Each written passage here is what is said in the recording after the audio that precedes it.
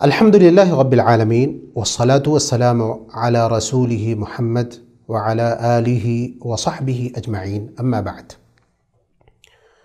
ہم مسلمان ہیں، مسلمان ہونے کے ساتھ انسان بھی ہیں، اور انسانوں کی فطرت یہ ہے کہ ان سے گناہ سرزد ہوں گے، بلکہ کوئی بھی انسان ایسا نہیں ہے سوائے انبیاء کو چھوڑ کر کے جو معصوم ہے، سب سے غلطی ہونی ہے۔ لیکن غلطیوں کے سرزد ہونے کے بعد اگر ایک مسلمان ہے تو اس کے اندر ندامت کا احساس ہوگا، شرمندگی ہوگی، اپنے آپ کو کوسے گا کہ ہم نے برائی کر لی۔ لیکن یہی اگر دوسرا رخ اختیار کر لے جائے، کوئی شخص یا تو کھلے عام برائی کرے، کھلے عام گناہ کا کام کرے، یا چھپ کر کے گناہ کر کے باہر آ کر کے لوگوں کو بتلائے کہ میں نے فلاں فلاں گناہ کیا ہے، تو یہ شریعت کی نظر میں بڑی مبغوض چیز ہے۔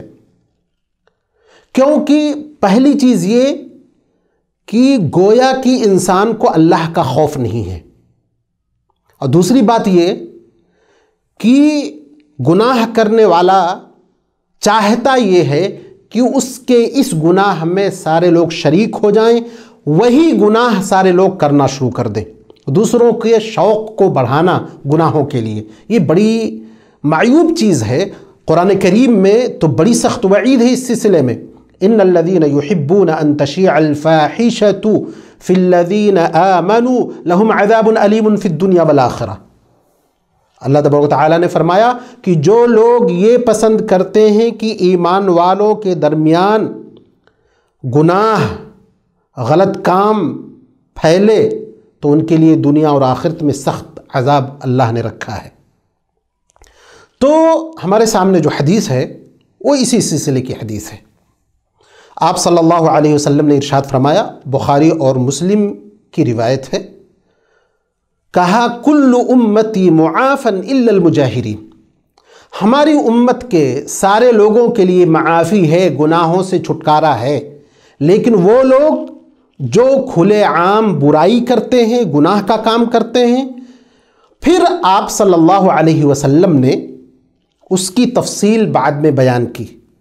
تو کھلے عام برائی کرنے کی دو صورتیں ہو سکتی ہیں، ایک صورت کا تذکرہ حدیث میں موجود ہے، اور دوسری صورت جو ہے وہ انسان کو ویسے بھی سمجھ میں آ سکتی ہے۔ پہلی صورت یہ ہے جو اس حدیث میں جس کا ذکر ہے کہ ایک آدمی رات میں کوئی غلط کام کیا، ثم یقول یا فلان عملت بالبارحۃ کذا وکذا، اللہ نے اس گناہ کو چھپا دیا تھا، اس کا نفس جانتا تھا یا اللہ رب العزت والجلال، لیکن وہ آیا باہر نکل کر کے یا صبح ہو کر کے لوگوں سے کہنا شروع کیا، اے فلاں آدمی میں نے رات میں یہ کام کیا ہے۔ حدیث میں آتا ہے، آپ صلی اللہ علیہ وسلم نے فرمایا کہ اس شخص کو اللہ تبارک و تعالی نے چھپا دیا تھا، اس کے اوپر پردہ ڈال دیا تھا، لیکن اس نے خود اپنے آپ کی فضیحت کر ڈالی۔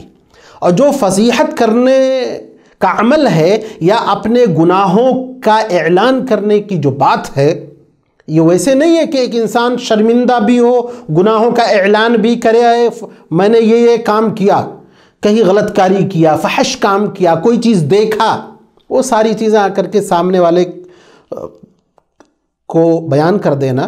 اس میں دو چیزیں ہیں۔ پہلی چیز یہ ہے کہ اگر حاکم سخت ہے، اسلامی قانون ہے، تو پکڑا جائے گا اور اس کے اوپر حد نافذ ہوگا، اور شریعت نہیں چاہتی کہ کسی سے اگر غلطی ہو گئی ہو، کوئی بدکاری کا بھی کام ہو گیا ہو، تو وہ اگر چھپ جائے تو اللہ تبارک و تعالیٰ اس کو چھپا دیتا ہے، آخرت میں اللہ رب العزت والجلال جیسا چاہے گا حساب لے گا۔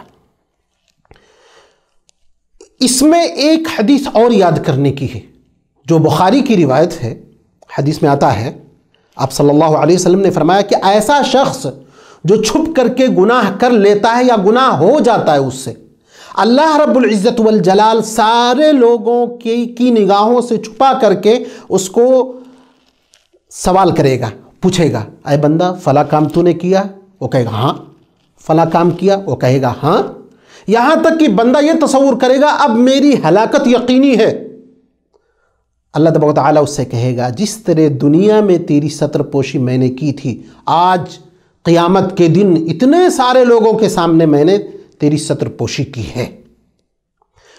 تو اس سے ہم کو یہ معلوم ہوا کہ گناہ سرزد ہو جائے یا نفسانی خواہشات کے تئیں ایسا کوئی کام کر لیں جو معیوب ہو، شریعت کی نظر میں وہ غلط ہو، تو ہم کو اس کو لوگوں کے سامنے بیان نہیں کرنا چاہیے۔ لیکن اس میں ایک بات کا اور دھیان رکھنا چاہیے کہ کچھ لوگوں کی عادت یہ ہے کہ وہ تنہائی اسی لیے تلاش کرتے ہیں کہ کوئی گناہ کر سکے، ان کی عادت، ان کی فطرت میں یہ چیز شامل ہو جاتی ہے۔ تو ان کو ثوبان رضی اللہ عنہ کی وہ روایت یاد کر رکھنی چاہیے جو ابن ماجہ وغیرہ دوسری روایتوں میں ہے۔ آپ صلی اللہ علیہ وسلم نے فرمایا کہ ایسے لوگ ہوں گے جن کے ساتھ نیکیوں کا ڈھیر ہوگا، اللہ اس کو فجعلہ ھباء منثورا، اللہ اس کو ریزہ ریزہ کر دے گا، مٹی کر دے گا۔ کون لوگ ہیں؟ اذا خلوا بمحارم اللہ انتہکوہا، جب وہ اکیلا پن پاتے ہیں اور اس تلاش میں رہتے ہیں کہ ان کو تنہائی ملے، گناہ کرنا شروع کر دیں۔ تو ان لوگوں کو بھی بچنے کی ضرورت ہے اور اپنی اس فطرت اور عادت سے کنارہ کشی کرنے کی ضرورت ہے۔ تو یہ چند باتیں اس حدیث میں تھیں۔ اللہ تبارک و تعالیٰ سے دعا ہے کہ اللہ تبارک و تعالیٰ ہمیں ظاہری، باطنی، خفیہ ہر طریقے کے گناہ سے بچائے۔ اللہ رب العزت والجلال ہمیں نیک عمل کی توفیق عطا فرمائے۔ وآخر دعوانا الحمد للہ رب العالمین۔